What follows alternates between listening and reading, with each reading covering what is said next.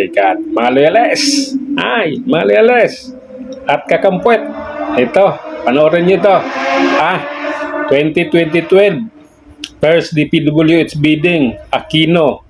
2020-14. Incorporation of Alpha and Omega and St. Timothy. Aquino pa rin dito. Kaninong construction nito? Kay Diskaya. Diba? Ito yung binabato mo ninyo sa mga DDS at kay Duterte. My God, orang ang layo pa. 2012 pa pala nag-umpisa. Panahon pa ni Aquino. At pagdating ng 2015 to 2016 ay suspension ng 440.5 million na contracts ng Aquino, di ba? Suspension siya nung panahon ni Duterte. Ang mga binabato ninyo sa mga DDS at kay Duterte. So, ibig sabihin, nung panahon ni Digong, ang Diskaya ay suspendido sa DPWH. Bakit ngayon puro kayo ngak-ngak ng DP si Digong may kasalanan? Ayan yung lumabas.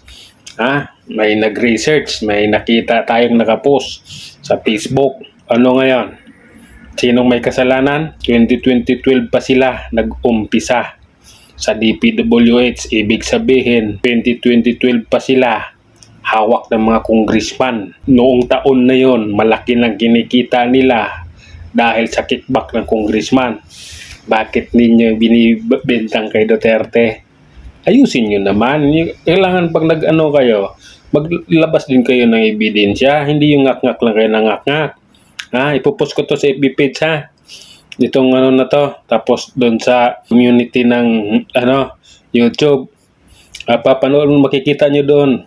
Itong na to. Screenshot na ito. Panoorin nyo. Pwede nyo rin i-download nang malaman ninyo. Nang sa ganun hindi lang puro haka-haka yung pinagsasabi nyo. Kailangan din ng ebidensya. Ayan nakalagay, suspension 2015 pa. Paano yan naging kay Duterte yung ng flood control ng Diskaya? Malabo, di ba? Ibig sabihin, puro lang kayo dada, wala namang ebidensya. Kailangan rin natin ng ebidensya. Paano, Tandaan ninyo, huwag puro dakdak. Maglatag ng ebidensya. Kakampwet, mga loyales, yung mga bangag dyan. Yung mga adik. Paano yan? Sino ngayon ang may kasalanan? Sino talaga ang may sala?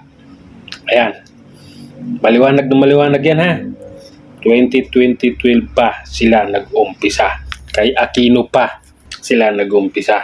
Ibig sabihin, noong panahon na yon, mayaman na sila. May kita na sila sa gobyerno Pati si congressman kumikita na rin. Tapos, kung kanino nyo ibibintang, mga walang iya kayo. Hanggang dito na lang muna. Mga putang ina nyo, mga loyales at mga kakampwet. Mga kayo, mga bugok kayo sa bansa.